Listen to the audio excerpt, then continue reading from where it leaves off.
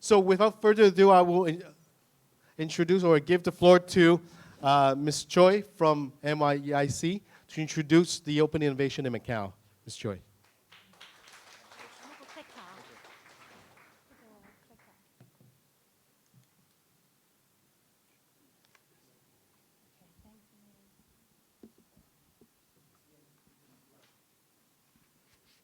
Good evening, Professor Jenny Lyles-Phillips, Professor Alexander Lobo, Professor Emil Markish, distinguished guests, fellow speakers, ladies and gentlemen. My name is San.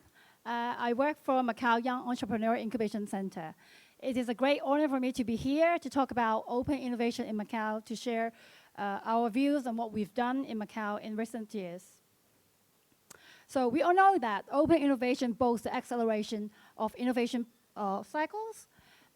Also, it enables the free flow of information, knowledge, expertise, as well as capital, bringing capital, talent.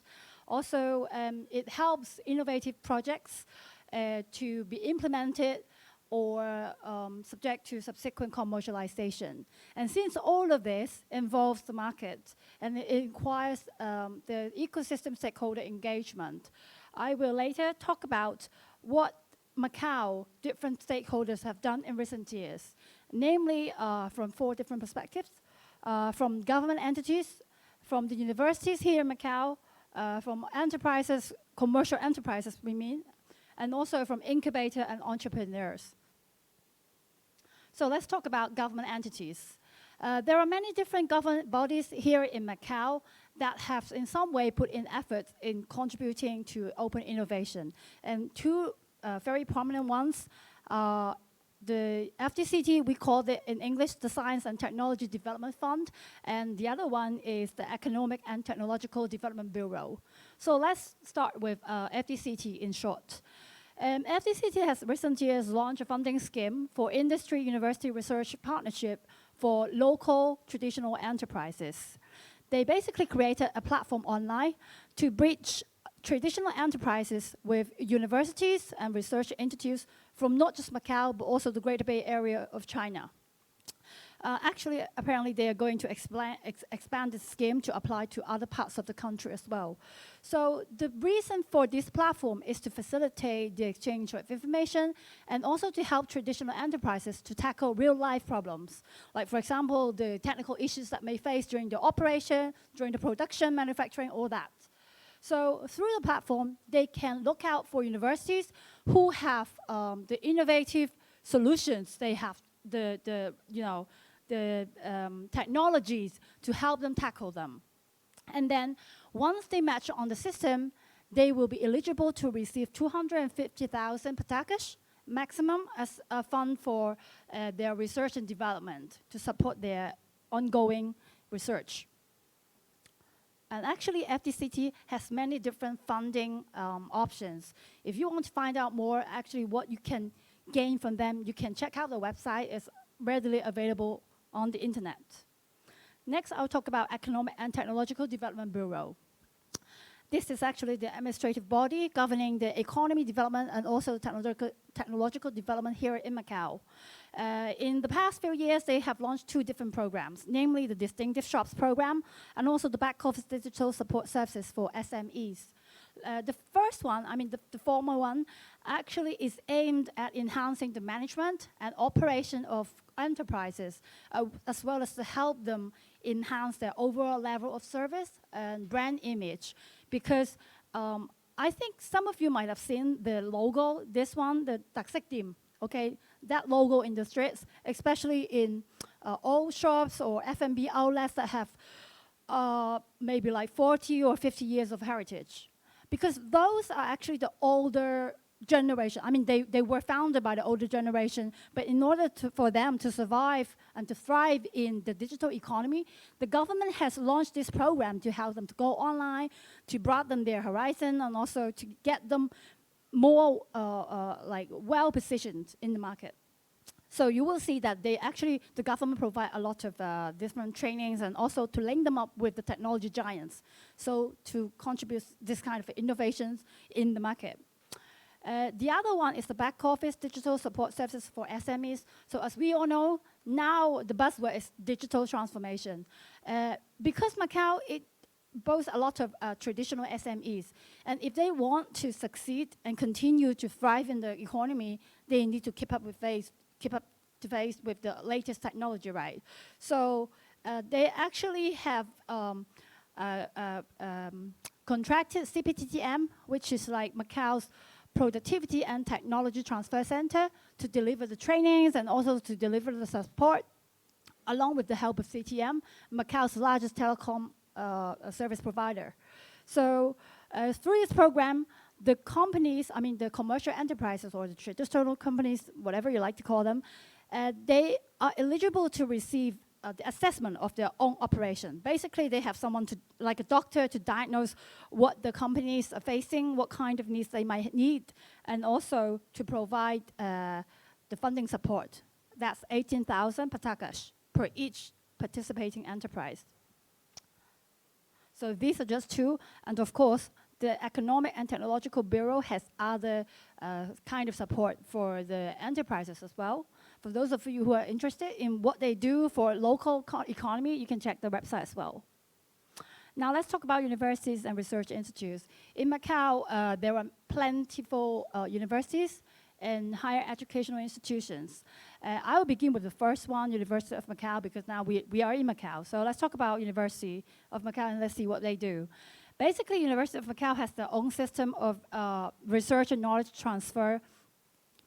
The entrepreneurial projects, they might come from different faculties and institutes. Some of the entrepreneurial projects get to be incubated at the university's own incubator, known as Center for Innovation and Entrepreneurship. And then some may go through the process of research services and knowledge transfer office, depending on the nature of the technology or the research achievements. So the office, they will provide the IP assessment, IP application, IP management, and also will help them bridge strategic collaborations with the local business community as well as corporations from around the globe. And then for those who are actually incubated by the center, in short, CIE, basically they will receive the funding, the financing from the university's own technology investment company, UMTech, and then to help them to bridge with the business community, and also to help them with the product commercialization. And actually, in addition to that, the universities has bridged a lot of cooperations with the big names or corporations. For example, this year, I think the university has collaborated with a Hong Kong listed company, Boardware, which was actually founded by Maccabees in Macau, which then subsequently got listed in Hong Kong, to create a joint laboratory in terms of intelligence technology research. And the other example would be Digital Fluidic, which was the university's first technology spin-off. The company was founded by a postdoctoral and some graduates. They were doing they were actively involved in biotech research in the University of Macau for more than 10 years. So that's actually one of the research achievements that we see. And then let's talk about tourism, because Macau, the majority of our GDP is actually attributed from the tourism and gaming industry. So in Macau, we have an Institute of Tourism, IFT in short. They also have their own contribution in terms of open innovation. For example, in the form of collaboration space. Actually, this space is in Taipei. It's open for all the students, alumni, or companies who are working with the university's entrepreneurial projects. So anyone virtually, can make use of that space. And then they also have this iRetail lab. So you will see that not only do they have physical space for innovation, but also virtual space for entrepreneurial activities. And also, 3 years ago, they started to launch an open innovation competition known as Ideacation. So this year, I think the application is just closed. It will take place either this month or next month. Also, they do all this in order to pull in like external technology or entrepreneurs and startups to work with the local tourism industry. And then now we're in University of St. Joseph. This one I have to mention. Actually, the University of St. Joseph has created a joint laboratory with the champion of innovation and technology competition Macau for technology enterprises from Brazil and Portugal. The company is known as Virtually, which is a Portuguese company with different offices in the US and now in Macau as well. So after Virtually won our competition in Macau last year, through the business matching, Virtually got connected to University of St. Joseph and then started working on this laboratory and also working together towards the application of their VR products. And also, they work together on the research of cognitive assessment. And also, every year, once this competition is organized, we will also, because we are the organizer of this competition, right? So after the competition is over, we will conduct business matching with different industries, also different ecosystem stakeholders. So I hope that next year, maybe Professor Jenny Laus-Phillips and Professor Alexander Lobo, maybe there's some more startups and scale-ups from Portugal or Brazil interested in, collaborating with you. And now let's talk about enterprise and organizations, because just now I mentioned quite a few already, so I'll be quick. I'll just mention CTM, SENS, and later maybe, MGM SENS. Let's talk about CTM. CTM, in 2020, they launched a program. They launched actually a 5G smart solutions competition in order to attract external technologies and also to attract local talents, as well as to develop the 5G development here in Macau. So that was their first attempt in open innovation. And then earlier this year, SENS China has also launched their own version, known as SENS Innovation Challenge. The group, it is, as I said, it is the largest the largest integrated resort operator in Macau. And it has the most premises in the city. And they are looking for technology solutions that will help them with the management, operation, as well as to improve the user experience, the guest user experience. And as we all know that, now all of the gaming concessionaires, they have missions. They have goals to achieve. I think some of you, or maybe all of you will know that they have to increase their non-gaming revenues. And now all of them are thinking, how?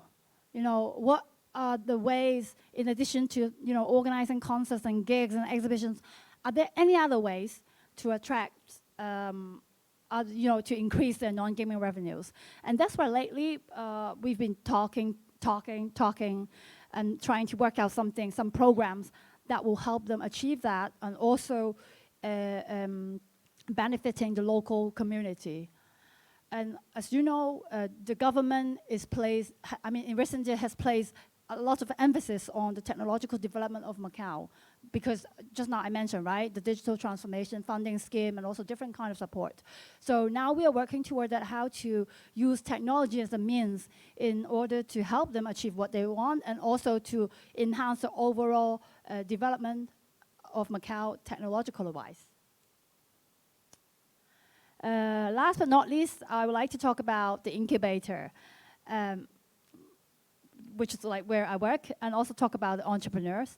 Macau Young Entrepreneur Incubation Center is, I would say, kind of like one of its kind in Macau. The reason I say it's one of its kind in Macau is because we, unlike the one at University of Macau, which is catered for the students, alumni, or the faculties, our center is actually open to all.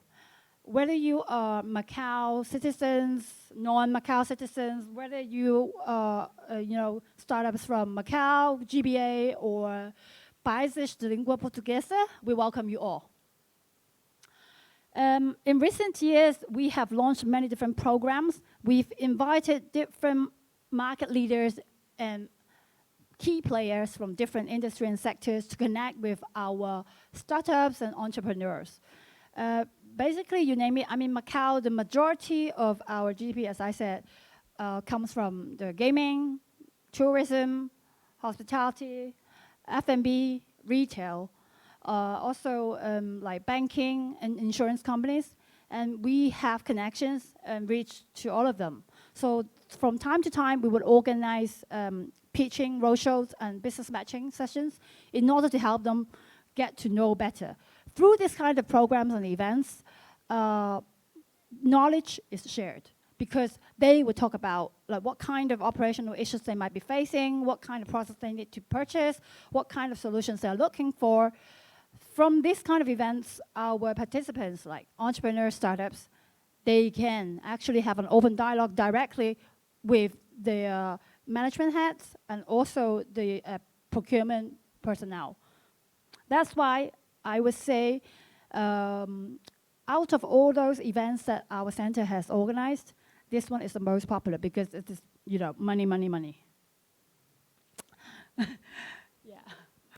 And then I would quickly go through just this one, MGM and SANS. As I said, we work with them closely. I mean, not just them two, but I just use these two as examples because we work really closely with them, and we have signed strategic agreements with them.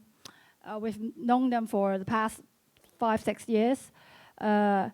This one with SANS, as I said, they're now organizing this SANS Open Innovation Challenge.